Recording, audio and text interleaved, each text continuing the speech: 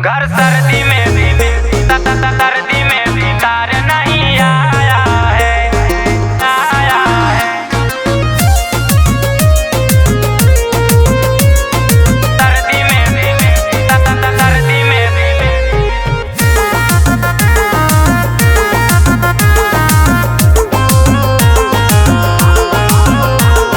आवे देवर नहीं होला सब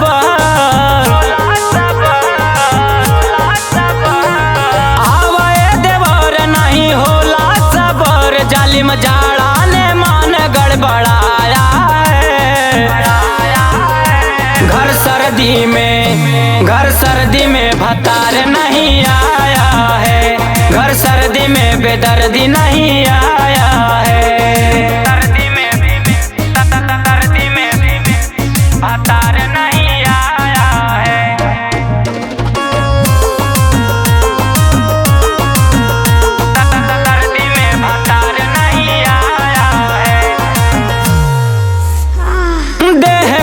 देहिया रहल नहीं जाला, लगे डर लग जाई चोली में पाला, चोली में पाला, चोली में पाला। उठवा के लाली कहे अखिया के कजरा, बन के चुंबक देवर सटल रहा पजरा। उठत बालहर तनी दाबा कमर, अजब गजब का सुरूर आज छाया है। घर सर्दी में भतार नहीं आया है। घर सर्दी में बेदर्दी नहीं आया है। घर सर्दी में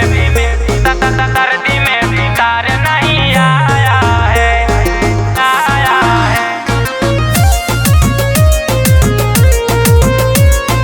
सर्दी में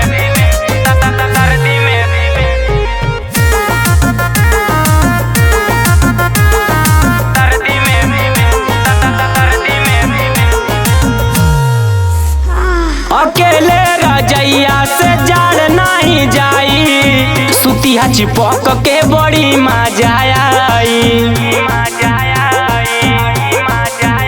हई समान रोवे घरवा बलम बाटे बहारा, तरसत मन देवर लुटाया वाला न होला इंतजार शाहिद ओम का।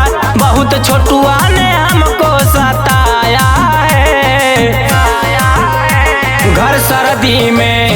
घर सर्दी में भतार नहीं आया है। घर सर्दी में बेदर्दी नहीं आया